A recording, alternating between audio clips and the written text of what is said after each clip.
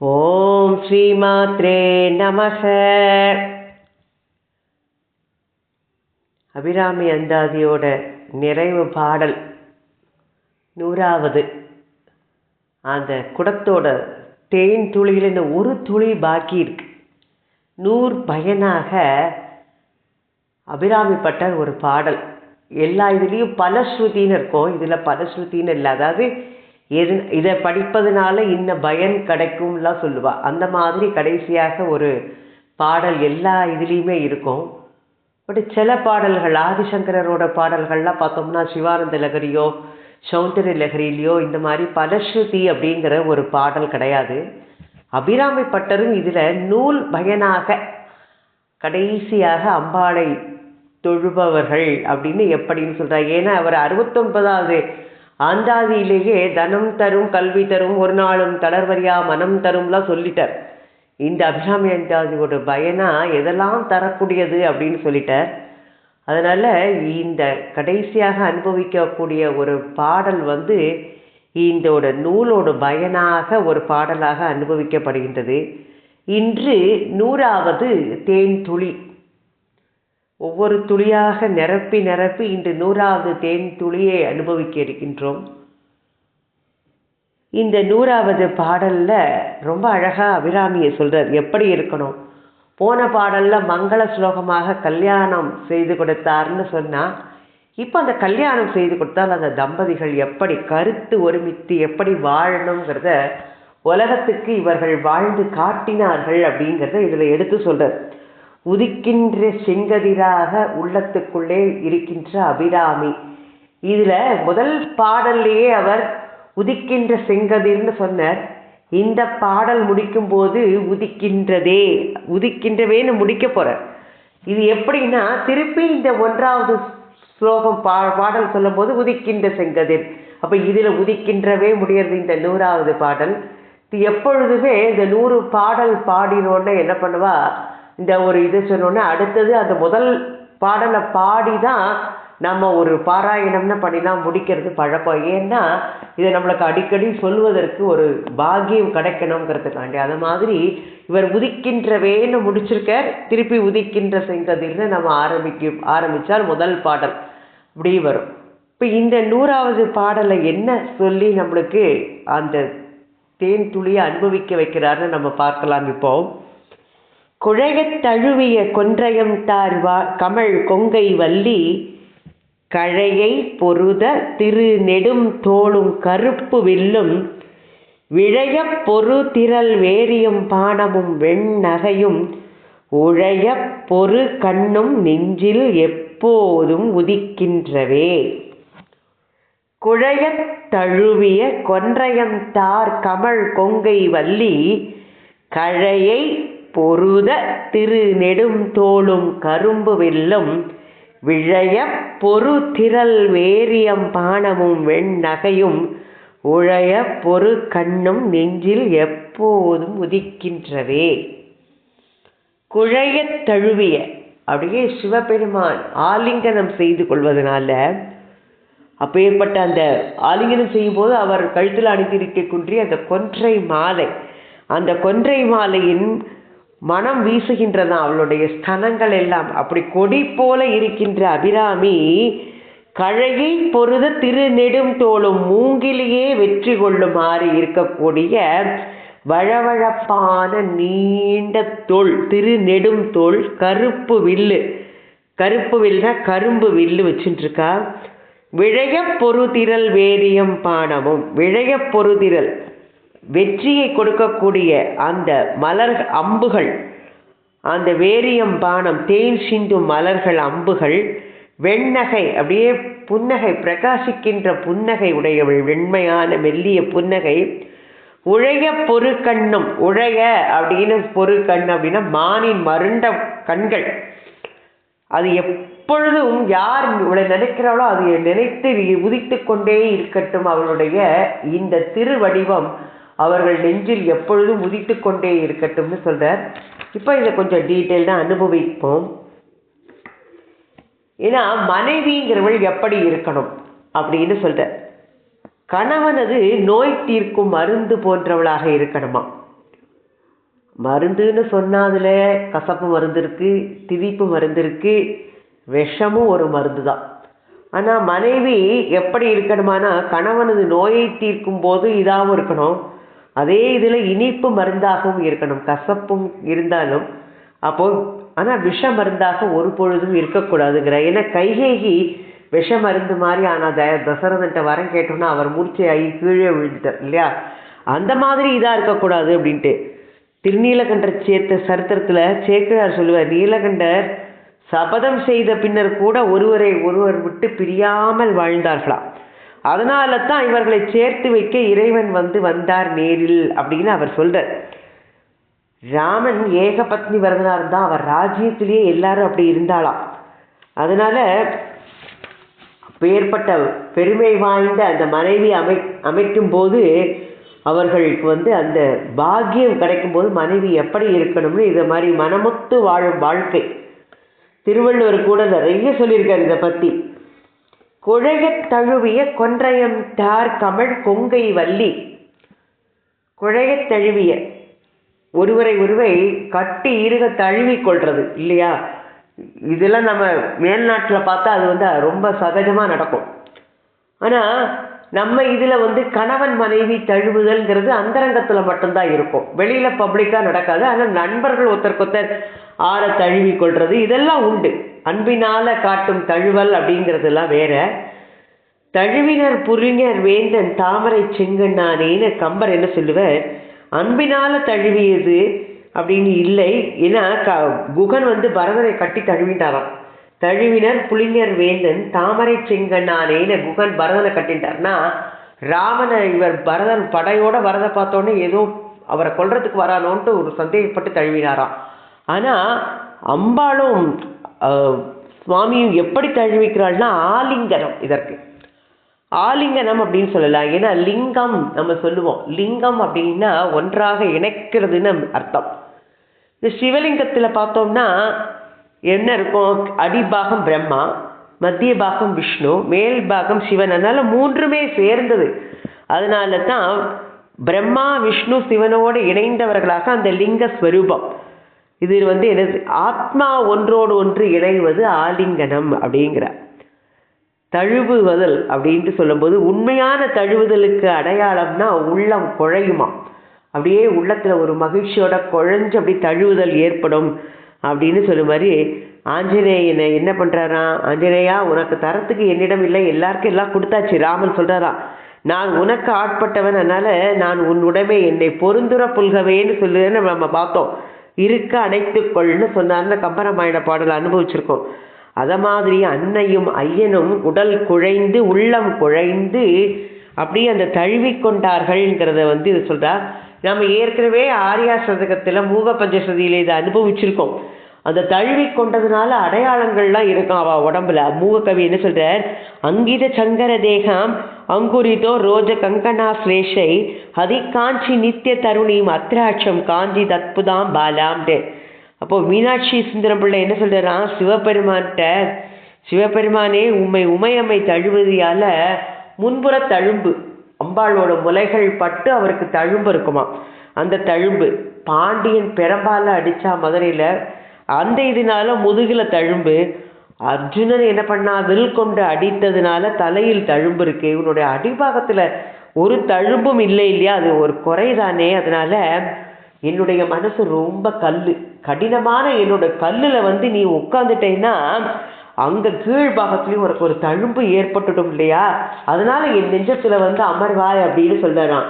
தழுவுமையால் முன்னும் தமிழ் இறை பின்னும் தொழும் இறையால் மேலும் சுவடு கெழுமுவ இன்றால் எனும் குறைப்போம் எம் மனம் சேர் வாட்போக்கி அஞ்சால் அமர்ந்தாய் அப்படின்னு சொல்கிறார். எப்படி சொல்கிறார், என்னுடைய மனசு நீ அங்கே உட்காந்துட்டேன்னா உனக்கு அடிபாகத்துலேயும் ஒரு தழும்பு ஓட்டுரும், அந்த குறையும் போயிடும் இல்லையாங்கிறார்.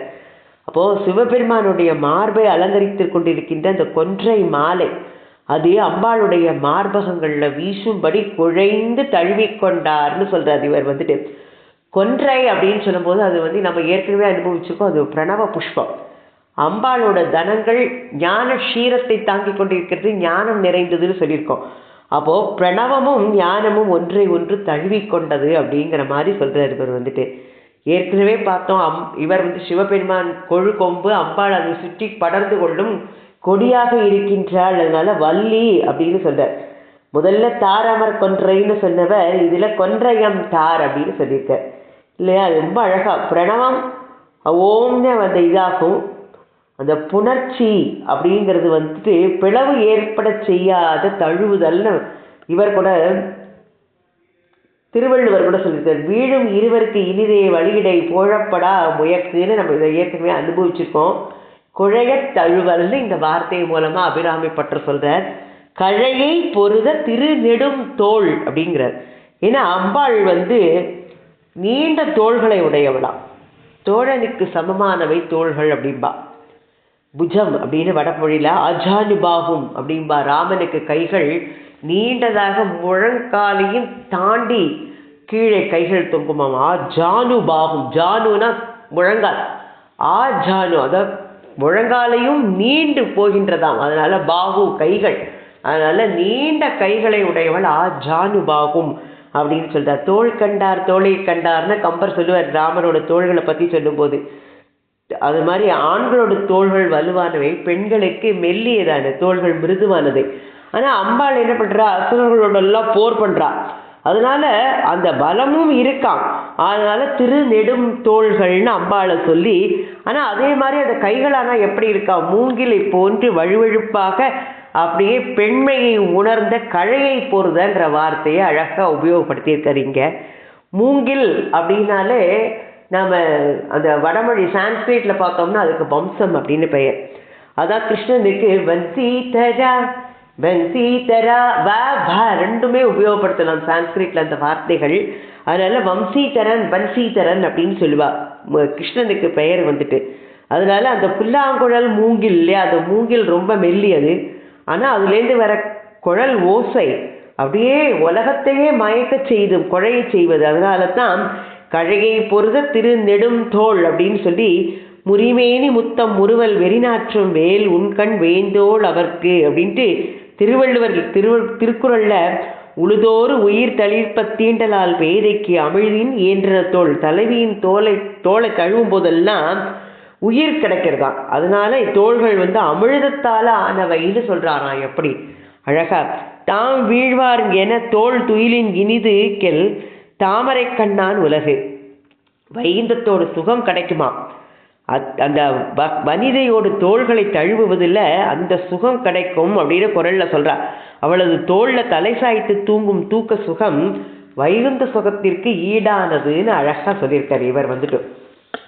அப்படி எதெல்லாம் அன்பு சிவம் இரண்டு என்பர் அறிவிலார், அன்பே சிவமாவது யாரும் அறிகிறார், அன்பே சிவமாவதாரும் அறிந்த பின் அன்பே சிவமாய் அமர்ந்திருப்பாரேன்னு சொல்ற மாதிரி அன்பு வாழ்க்கை அப்படியே தம்பதிகள் வாழ்ந்து காட்டி நம்ம எப்படி வாழணுங்கிறதுக்கு எடுத்துக்காட்டாக இப்படி சொல்றார் அவர் வந்துட்டு.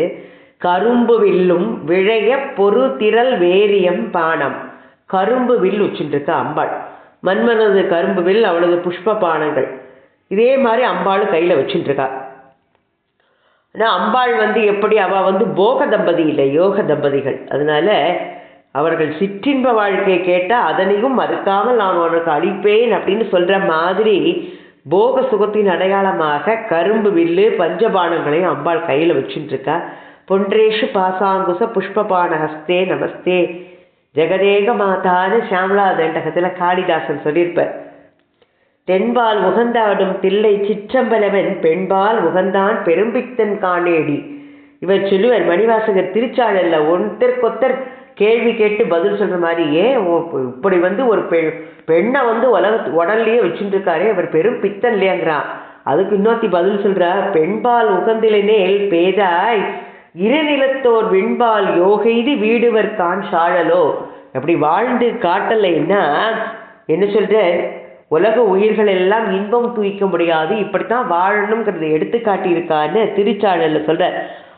இன்னைக்கு திருவாதிரை ஆடுவான் ஆடிக்காட்டும் தன்மை போல அவன் தில்லையில் ஆடி நம்மை இல்லறத்தில் ஆட வைக்கிறான்னு சொல்றார். இன்னைக்கு திருவாதிரை சிதம்பரத்தில் எவ்வளவு விசேஷமா நடக்கும், ஒவ்வொரு சிவஸ்தலங்கள்லையும் இந்த திருவாதிரையில பகவான் நடனம் காலையில பார்த்தோம்னா 3:30 4:30 மணிக்கு 5 மணிக்குள்ளே தீபாராதனையே ஆகிடும். அந்த நடன காட்சி முடிஞ்சு அவன் ஆடி நம்மை இல்லறத்தில் ஆட வைக்கிறான்னு சொல்கிறார்.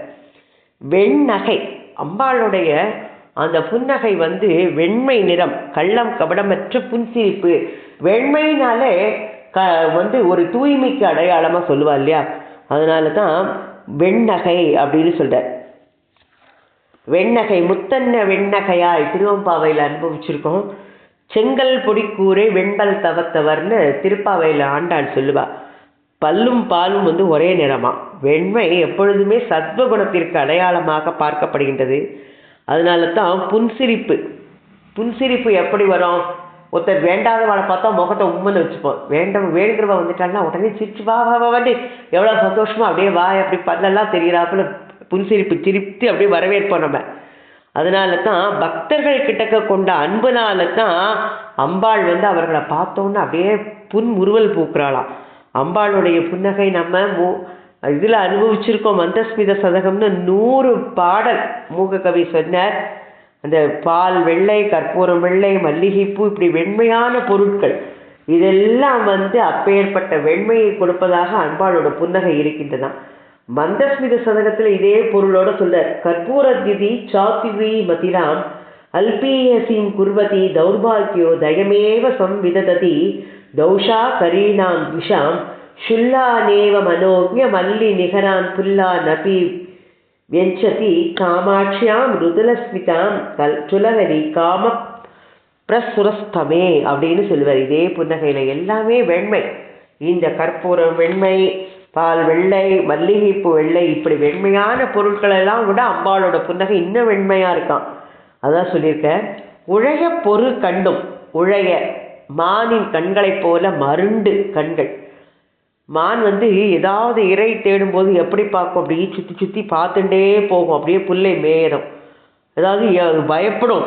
ஏதாவது புலி காட்டில் மேயும் போது ஏதாவது புலி வந்துடுமோ, சிங்கம் வந்துடுமோன்னு பயந்து அப்படியே புல்லை மேயும் இல்லையா? அப்படி மருண்ட கண்கள், மானை போன்ற மருண்ட கண்களை அம்பாலும் தன் அடியார்களுக்கு எந்தவித துன்பமும் நிகழ்ந்து விடக்கூடாதுன்னு அப்படியே சுற்றி பார்த்துட்டே இருக்கலாம். அதனால தான் மருண்ட கண்களோடு அவளுடைய கடாட்சம் இருக்கின்றதா. சௌந்தரிய லகரியில் ஆதிசங்கர பகவத் பாதாள் அம்பாளுடைய அந்த கண்களை பற்றி 16 பாடல்கள் நம்ம அனுபவித்தோம். மூக பஞ்சசதியில் கடாட்ச சதகத்தில் 100 பாடல்கள் மூககவி அம்பாளோட கண்களை பற்றி சொல்கிறார். அபிராமி அந்தாதி அதே மாதிரி இப்போ கடாட்சத்தோடு சொல்கிறார். இந்த பாடல் பூர்த்தி பாடலாக நெஞ்சில் எப்போதும் உதிக்கின்றவே அப்படின்னு சொல்கிறார். இப்படி எல்லாமே உதிக்கின்றது அப்படின்னு சொல்கிறார். அன்னையின் கடாட்சம் நம்ம மேலே விழணும். அப்படி அந்த விழும் வரை உலகத்தில் எந்தவித அச்சுறுத்தல் இருந்தாலும் நாம் பயப்படவே வேண்டாம். அதனால அப்படிப்பட்ட அன்னையோட ஸ்மரணம் என்னோட நெஞ்சில் எப்போதும் நீங்காமல் இருக்கணும் அப்படின்னு அவர் பிரார்த்தனை பண்ணுறார். அபிராமி பட்டர் அந்தாதி இதில் அந்தம் ஆதியாக வருவது. எந்த பாடல் முடிகிறதோ அந்த முடிகிற வார்த்தையை வச்சு அடுத்த பாடல். அதனால இதில் உதிக்கின்ற செங்கதிர்னு ஆரம்பித்தவர் இதில் உதிக்கின்றவேன்னு முடிச்சிருக்கார் அழகா. இப்படி அம்பாள் அனைத்து இகபர சுகங்களும் இந்த அபிராமி அந்தாதிய சொல்றவாளுக்கு கிடைக்கும் அப்படின்னு அவர் ஐயமே இல்லைங்கிறார். ஏன்னா அபிராமி சகல செல்வங்களையும் தரக்கூடிய இமகிரி ராசனுடைய பெண்ணு. அதனால அவள்கிட்ட செல்வம்ங்கிறது அவள்கிட்ட குவிஞ்சு கிடக்கும். அப்படியா? அதனால அவளையே நினைந்து உருகும் அடியவர்களுக்கு அவள் அதையெல்லாம் வாரி கொடுப்பாளாம். அது மாதிரி 16 விதமான பேர்களும் கிடைக்கும் அப்படின்னு சொல்றா. அது 16 பேர்கள் என்னெல்லாம்னு பார்த்தோம்னா துதிவாணி, வீரம், விஷயம், சந்தானம், துணிவு, தனம், அதிதானியம், சௌபாகியம், போகம், அறிவு, அழகு, புதிதாக பெருமை. இப்போ இருக்கிற பெருமை இல்லை, புதிதாக பெருமை, அறம், குலம், நோவகல், பூர்ண வயது அப்படின்னு சொல்லுவா. தீர்க்க சௌபாகியமாக இருக்கணும்னு சொல்லுவா இல்லையா? அதான் 16 பேரும் பெற்று பெருவாழ்வு வாழ்வார்களாம் இந்த அன்னை அபிராமி அந்தாதி. இதை படிக்கிறவர்களுக்கு கொஞ்சம் கூட சந்தேகமே வேண்டாம். அவள் எல்லாவற்றையும் கொடுத்து நம்மளை அனைத்து வகையான பேரும் பெற்று நீடூழி வாழ அருள் புரிவாள்னு இவர் சொல்கிறார். திங்கள் 26 தினங்கள் 7 நின் திருப்பெயரை இங்கிருந்தாலும் புகழ்வேன். நான் செல்லும் இடங்களெல்லாம் மங்களம் பொங்கி மரபு ஓங்கி வாழ வரம் தருவாய். நங்கை சிவகாமி அம்மா அபிராமி நாயகின்னு அகஸ்தியர் அபிராமி இதில் சொல்கிறார். நாமளும் அம்பாள்கிட்ட வேண்டிப்போம். நம்மளுக்கு எங்கே போனாலும் அந்த எல்லா இடத்துலையும் அவள் கூட இருந்து நம்மளுக்கு எல்லா விதமான சௌபாகியங்களை கொடுத்து நம்மளை வாழ வைக்கணும்னு வேண்டிப்போம். இது அபிராமி என்ற அதோட நிறைவு 100வது பாடலாக முடிவடைந்துள்ளது. இன்னும் ஒரு பாடலாக நாளைக்கு அந்த பாடல் ரொம்ப முக்கியமாக ரொம்ப அழகாக இருக்கும். ஆத்தாளை எங்கள் அபிராம வல்லியேன்னு அதற்கும் கொஞ்சம் பொருள் கொஞ்சம் சொல்ல வேண்டி இருக்கிறதுனால இன்றைக்கு 100வது பாடலை முடிச்சுட்டு நாளைக்கு இந்த நூல் பயனாக இந்த எப்பொழுதும் இதை படிக்கிறவர்களுக்கு இன்பம் தான் என்னாலும் துன்பம் இல்லைன்னு சொல்லி முடிக்கிறார். அது நான் சொன்ன மாதிரி இது ஒரு பூர்த்தி பாடல் முடிஞ்சதுக்கப்புறம் இதோட பயனாக சொல்லப்படுகின்றது, பலஸ்ருதியாக இல்லை. ஏற்கனவே நம்ம சொல்லிட்டோம் 69வது பாடலை எல்லாமே சொல்லிட்டார். இன்னும் என்ன வேணும் அப்படிங்கிறார். இன்னும் அவருக்கு சொல்ல முடியல, எல்லாத்தையும் தரும்னு சொல்லி முடிச்சார் இல்லையா. இதில் என்ன சொல்ல போறாங்கிறத நாளைக்கு அனுபவித்து இந்த அபிராமி அந்தாதியை பூர்த்தி பண்ணுவதற்கு அவளுடைய அனுகிரகம் கிடைக்கட்டும் நமக்கு எல்லாருக்கும். ஓம் ஸ்ரீமாத்ரே நமக. அபிராமி அன்னைக்கு ஜெய். அபிராமி அன்னை திருவடிகளே சரணம் சரணம்.